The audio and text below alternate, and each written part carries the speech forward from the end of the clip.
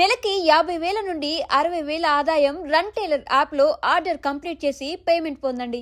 ఇంకొంతమందికి ఎక్కడ అవకాశాలు ఉంటే అక్కడ పంపించేవాళ్ళు. మీరు కూడా కలిసి ట్రావెల్ అయ్యేవాళ్ళు. అలా మీరు కలిసి ట్రావెల్ అయ్యే సమయంలో ఒక హీరో మీకు పరిచయం అయ్యారు. ఉదయ్ కిరణ్ గారు. సో అంటే ఉదయ్ కిరణ్ గారు అసలు జీరోగా ఉన్నప్పుడు మీకు తెలుసు. అంటే యాజ్ మోడల్గా నేను నా యాడ్ ఏజెన్సీ నుంచి ఉదయ్ కిరణ్ ఫిల్మ్స్కి హీరోగా రాకముందు నాతో ఒక 2 యాడ్ ఫిల్మ్స్ చేశారనమాట. ఓకే. సో అప్పటి నుంచి నాకు పరిచయం. సో అంటే ఉదయ్ కిరణ్ హీరో కాకముందు మీకు తెలుసు. అవును. ఆయన లైఫ్ ఏమీ పూల పంపు కాదు. ఆయన కూడా చాలా కష్టాలు పడి వచ్చారు. యా. సో అంత కష్టాలు పడ్డ వ్యక్తికి లాస్ట్ రోజున ఆయన చనిపోయే రోజున ఆయన ఆల్రెడీ లైఫ్లో ఎంతో కొంత చాలా అచీవ్ చేశారు. చాలామంది ఫ్యాన్స్ని సంపాదించుకున్నారు. సూపర్ క్లాస్ హీరోగా, లవర్ బాయ్గా చాలా ఖ్యాతి దక్కించుకున్నారు. అందరికీ ఇష్టమైన హీరోగా ఉన్నారు. బట్ ఆ టైంలో కొన్ని ఫ్లాప్స్ వచ్చి ఉండొచ్చు. ఏమీ లేని రోజును చూసిన ఉదయ్ కిరణ్ కేవలం సినిమా అవకాశాలు లేకే చనిపోయారు అంటే మీరు నమ్ముతారా? సినిమా అవకాశాలు లేక చనిపోయారంటే నేను నమ్మను డెఫినెట్గా. ఓకే. సో ఉదయ్ గారికి అప్పటికి ఉన్న ఫేమ్కి తను చాలా చేయొచ్చు యాక్చువల్గా. ఈవెన్ తను తలుచుకుంటే ఒక పెద్ద టీవీ షో యాజ్ అన్ యాంకర్గా చేయొచ్చు. లేకపోతే చాలా చిన్న సినిమాలు చాలా ఉన్నాయి, బట్ దానికి హీరోగా చేయొచ్చు. అంటే ఏ మనిషి అయినా ఫేమ్లో ఉన్నంత వరకే వాళ్ళకి వాల్యూ. మనం ఫేమ్లో ఉన్నంత వరకే మనం ఏది చెప్పినా జనాలు నమ్ముతారు, మనకి పాజిటివ్ కామెంట్స్ వస్తాయి. అదే ఫేమ్లో లేనప్పుడు నేను ఏది చెప్పినా కింద ట్రోలింగ్ చేస్తారు, నెగిటివ్ కామెంట్స్ వస్తాయి. అదేంటంటే మన సక్సెస్ని బట్టే చూసే వాళ్ళకి రెస్పాన్స్ వస్తుంది యాక్చువల్గా. ఇప్పుడు ఈ ఇంటర్వ్యూ కూడా కిందన ట్రోల్స్ చూస్తే ఈడు కూడా చెప్తున్నాడా, లేకపోతే ఈడు కూడా చెప్పేవాడు అయిపోయాడా అని అంటారు యాక్చువల్గా. అనేవాళ్ళు అంటూనే ఉంటారు. బట్ ఈ పొజిషన్ ఇప్పుడు మీ ముందు ఇలా కూర్చుని మాట్లాడడానికే ఒక పెద్ద సక్సెస్. ఈ సక్సెస్కి రీచ్ అవ్వడానికి ఎంత కష్టపడి వచ్చారు అనేది వాళ్ళకి తెలియదు యాక్చువల్గా. అలాగే ఉదయ్ కిరణ్ గారి విషయంలో కూడా హీ అచీవ్డ్ ఎ లాట్. నేను పక్కనే ఉండి స్వయంగా చూసాను యాక్చువల్గా. So back to back films, చిత్రం, మనసంతా నువ్వే కలుసుకోవాలని కూడా కలుసుకోవాలని, ఇవన్నీ back to back hat trick hero అని చెప్పి తను బీచ్లో షూటింగ్ అవుతుంటే అమ్మాయిలందరూ వచ్చి తన మీద ఫ్లవర్స్ జల్లేవారు అనమాట. రోజ్ పెటల్స్ అనమాట. అసలు షూటింగ్ చేయనిచ్చేవారు, అది విపరీతమైన క్రౌడ్ అనమాట. ఇప్పుడు సోషల్ మీడియా వచ్చి ఇవంతా ఇప్పుడు యాక్టర్స్కి ఆ ఫేమ్ చూస్తున్నారు, కానీ ఏమీ లేని టైంలోనే he have seen that fame అనమాట యాక్చువల్గా. బట్ ఆబ్వియస్లీ అంత ఫేమ్ చూసిన తర్వాత నేను ఒక చాలా సంవత్సరాల తర్వాత ఒక ఈవెంట్కి వెళ్తే he also came for the event, ఒక ఫ్యాషన్ షోకి. ఆ ఫ్యాషన్ షోలో తను కూడా ఒక నార్మల్గా కూర్చున్నాడే కానీ ఒక సెలబ్రిటీకి ఇవ్వాల్సిన రెస్పాన్స్ కానీ ఒక సెలబ్రిటీకి ఇవ్వాల్సిన ట్రీట్మెంట్ కానీ ఇవ్వలేదు actually. Okay. I have seen personally, just because of తను ఫేమ్లో లేడు అన్న ఒక్క ఉద్దేశంతో.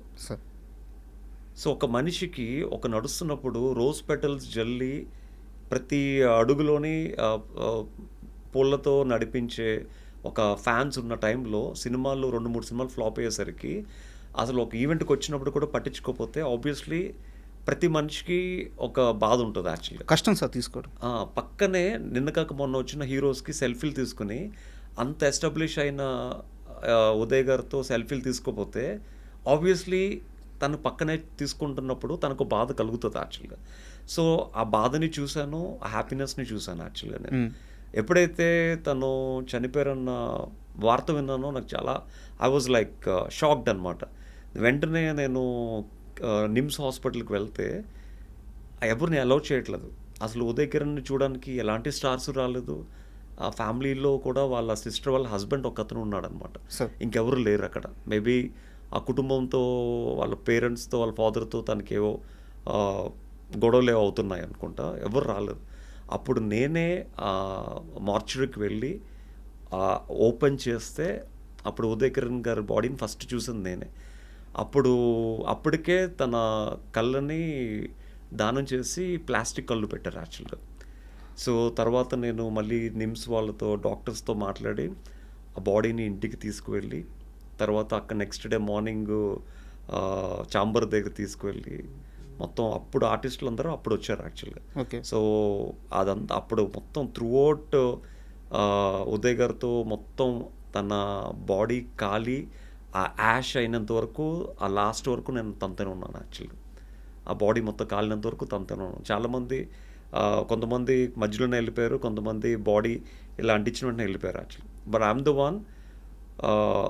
మేబీ ఇద్దరు ముగ్గురు కొంతమంది ఫ్యాన్స్ ఉన్నారనమాట. మొత్తం బాడీ అంతా కాలినంత వరకు, బాడీ బూడిదైనంత వరకు నేను ఉండి చూసి అప్పుడు నేను ఇంటికి వెళ్ళడం జరిగింది.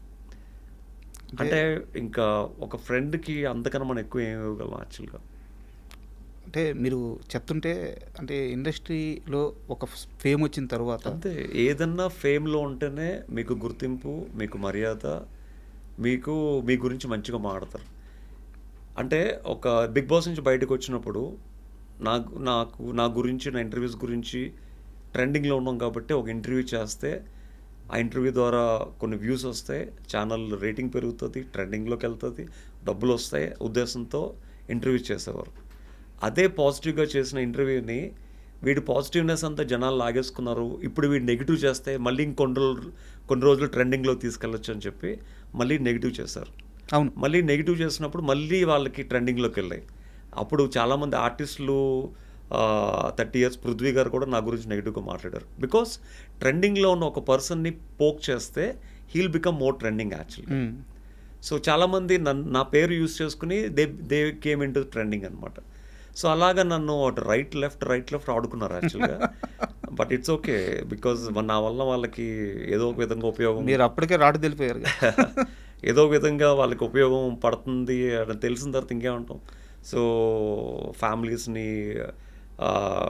మీడియా ముందుకు లాగారు, పిల్లలతో పాటు మీడియా ముందుకు వెళ్ళి మేమేంటో ప్రూవ్ చేసుకోవాల్సి వచ్చింది. ఇట్స్ ఓకే, ఇదంతా ఎందుకు, జస్ట్ బికాజ్ ఆఫ్ ఒక మిడిల్ క్లాస్ పర్సన్. అదే మీరు రిచ్ పర్సన్ అయితే మీ జోలికి ఒక్కడు కూడా రాడు, మీ గురించి ఒక్కడు కూడా కామెంట్ పెట్టాడు. అది